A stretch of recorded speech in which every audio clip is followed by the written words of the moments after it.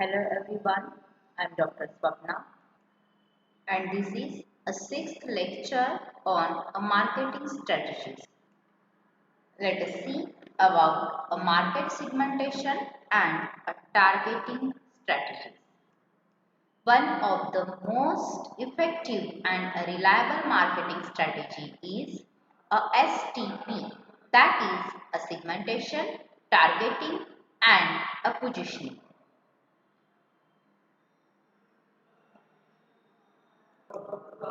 In the modern marketing world, application of STP has become critical to the success of any organization. STP sets a broader perspective with respect to the segments, the crafted, target customers selected, and the way a product or the brand is positioned in the mind of the customers. Let us see the process of market segmentation strategies. The first is to determine a customer segmentation goal. The first step marketers undertake is to think about why are they creating a customer segmentation strategy by asking questions as to why is the firm spending so much time efforts on a segmentation and what they hope to achieve from this process. The goal can be develop a customized, a personalized market offering, emerging efforts by focusing its resources on a specific customer group. The goal behind a segmentation can also be develop a product offering.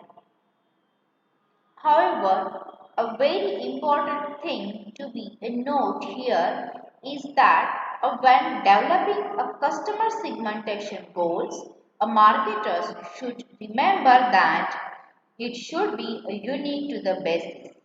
A segmenting customers is not about a one size fits all process. Hence, the first step is the second stage is defining a market segment. Once the segmentation goals are clearly determined, the next step is to define and decide each customer group that is to be segmented. At this point, a broader and a heterogeneous customers market is divided into a smaller homogeneous subgroups with a similar demographics, buying preferences, motives and attitudes.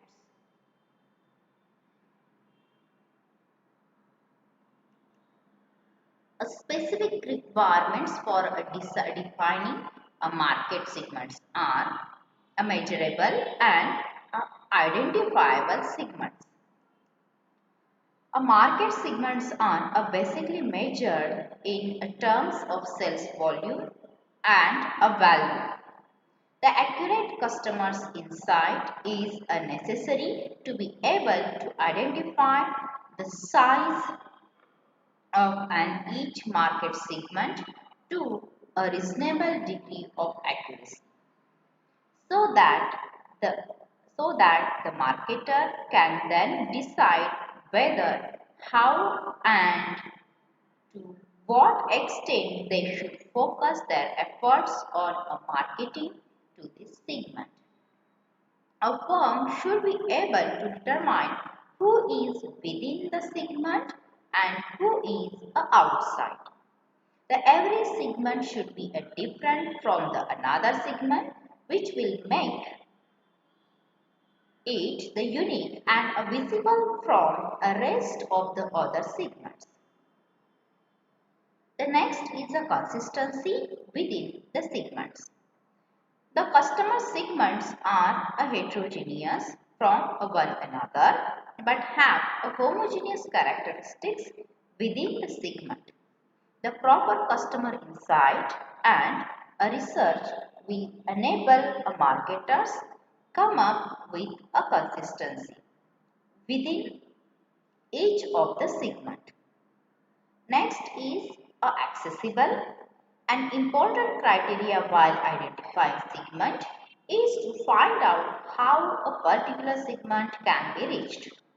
Different segments may need a different approach and a unique treatment with a respect to delivery and a communication of message, a type of media as well as a media coverage. The next is actionable. A very important criteria for something a market is to find out how practical is it to target a segment with a right product offering. Does the company have enough knowledge and resources to satisfy the needs of a particular segment? And what efforts are needed to convert its potential customers into a qualified customers? Let us see the next step. It's deciding the basis on which the market is to be segmented. At this stage, the marketer has to list out the variables on the basis of which the customers are grouped together. Here, the marketer has to make a very important decisions as to which variable would be the appropriate in order to match with the product offering. The next is formulating a various marketing mix for the selected market segments. Choosing a right market segment is at the heart of the segmentation process. The company at this stage finalizes as to which segment to be chosen for the set of a product that are to be offered. This stage, the concentrate on choosing a right segment for a right product. Hence, in the first stage or in a first process, company has to decide the goal for a customer segmentation. Secondly, the company have to define the market segments as per a certain specific requirements. In the third stage, they have to decide the base on which the market is to be segmented. And lastly, they have to choose a right segment for a right group or for a right product. Let us discuss about a targeting strategy, that is a T in a STP. T means a targeting. The targeting is all about designing a product offering in such a way that match with a need and wants of the customers. Let us study about a definition. A target market is the specific group of people that a marketer wants to reach with a particular product offering. These are the people who are most likely to buy a company's product and a service offering. Let us see, a targeting helps a retailer too. The first is speak directly to define a target customers. The second is attract and convert a high quality leads. Next is a targeting helps a differentiating the brand from its competitor's brand. They build deeper a customer loyalty.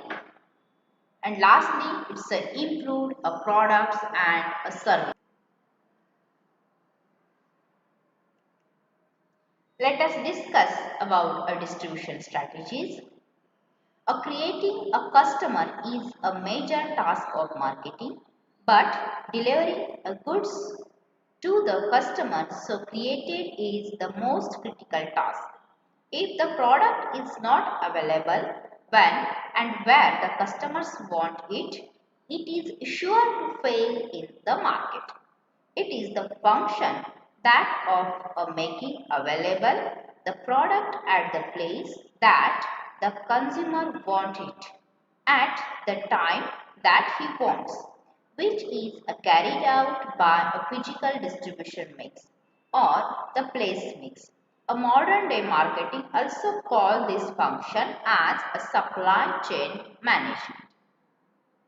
Managing all the activities which manage demand and supply on a global scale in a supply chain management. Let us see a definition. The supply chain starts at the source point of raw materials, components and parts. It follows all these materials through from the point of a supply to a customers. This chain includes all suppliers for all parts of the final product. It encompasses all materials and information that moves up and down the chain.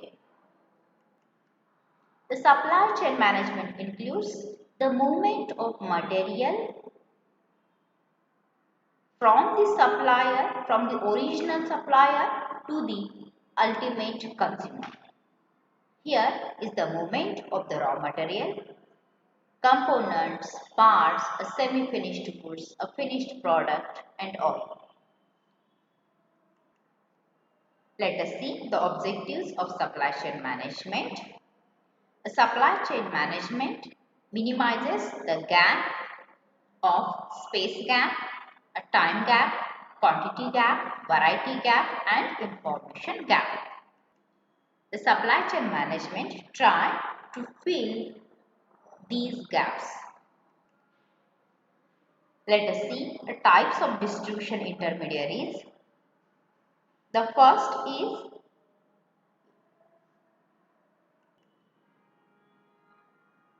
types of distribution intermediaries is divided into two broad groups. That is, first is a merchant middleman and another is the agent middleman. The first is a wholesaler. Wholesalers are individuals or businesses firm who act as a first outlet in a distribution, usually specializing in one or a group of allied product. Wholesaler is a link between a producer and a retailer or a producer and a consumer. The wholesaler again is divided into a three part, that is, first a full function wholesaler. A full function wholesaler buys the goods outright from the manufacturers and sell them to a retailers or other traders. The second is a converter wholesaler. A converter wholesaler is a full function wholesaler that buys products and sell them to the subsequent channel member after processing them. Thus, the cotton textile converter wholesaler may purchase unbleached cotton textile and move it along the channel after bleaching it. This is an example. Next is a drop shipper wholesaler. A drop shipper is that the wholesaler who neither stores the product or nor delivers them to the buyers from his own store, but books orders with the manufacturers and directs the manufacturers to supply the goods directly to the retailer or the next channel member. However, he has to take the delivery of the goods in case the retailer or the next channel member refuses to accept the same. Hence, the first is a full function wholesaler. He buys from the producer and sells to the retailer. And the converter wholesaler, he buys a raw material or anything and he converts the product and then he sells to the retailer, that is a converter wholesaler. And a drop shipper wholesaler, just he book the order to the manufacturer and he is not maintaining a stock and he is directly transferred to the retailer. Drop शिपर wholesaler में वो सिर्फ order लेता है और directly wholesale producer जो है वो goods retailer को सेंड करते हैं, रिटेलर को, एजेंट को, कोई भी वो सिर्फ क्या करते हैं, वो सिर्फ ऑर्डर लेते हैं. The second is a retailer. We know that a retailer is a link between the wholesaler and a consumer or producer and a consumer. Again, the retailers are divided into the two groups, the small scale retailers and a large scale retailers. First, we discuss about a small scale retailers. That is, first is a unit stores. A unit stores. Unit stores are a retail stores run on a proportionately. Unit stores are a retail stores run on proprietary basis, dealing in a general stores or a single line stores such as drugs, clothes, the grocery items, the hardware, shoes, books, utensils, etc. एक ही type के material वहाँ पे मिलते हैं. For example जैसे utensils हो, clothes हो, hardware हो, शूज़ हो. अगर आप शूज़ के शॉप में गए तो फिर आपको वहाँ पे शूज़ ही परचेस करने हैं, ठीक है, तो फिर उसे कहते हैं unit store. The second is a street traders. A street traders are the retailers who display their stock on a footpath or the sidewalk of a busy spots of the cities and towns. जो road पे अपना shop डालते हैं, otherwise footpath पे जो cell करते हैं उन्हें कहते हैं street traders. Next is a market traders. These retailers open their shops on a fixed days or a dates in a specified areas. Certain days को ही वो सर्टन प्लेस पे अपना स्टोर ओपन करते हैं. Next is a hawkers and a peddlers. This class of a retailers has been there in all the centres from a time immemorial. They do not have any fixed place of business. They carry the goods from on one place to the another on a hand cart, selling the goods door to door. वो अपना दुकान ही लेके इधर उधर घूमते रहते हैं. Like hand cart हो या टेम्पोज हो, वो जहाँ पे कस्टमर है वहाँ पे वो लेके जाते हैं. That is known as a hawkers and a peddlers. The next is cheap jacks. The cheap jack is a retailer who has a fixed place of business in a locality but goes on changing his place to exploit the market opportunity. इनके पास fix place होती है लेकिन जैसे market opportunities होते हैं वैसे वो उनकी प्लेसेस चेंज करते हैं. Next is a syndicate store. It is an extensive of the theory of mail order business on a small scale. Syndicate stores are known for a widest varieties of goods in a product line. These retailers buy most of the unbranded varieties and try to sell under their names. These apply to ready-made garments, toys, and so on. Let us discuss about a large-scale retailers. That is first a departmental stores. A departmental stores are a central location in a trading area, selling merchandise of many kinds with a wide range of varieties. Emphasis on a customer services, extensive use of advertising and high cost of operation, application of a division of a labor and a specialization.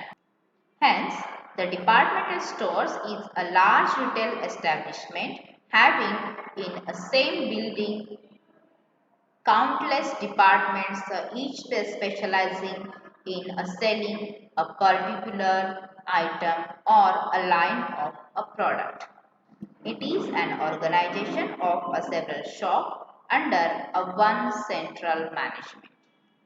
Second is a chain store. Chain store or a multiple shops are an attempt to go nearer to a consumers to a residential areas using the principle of a dispersion. This is another way of increasing businesses.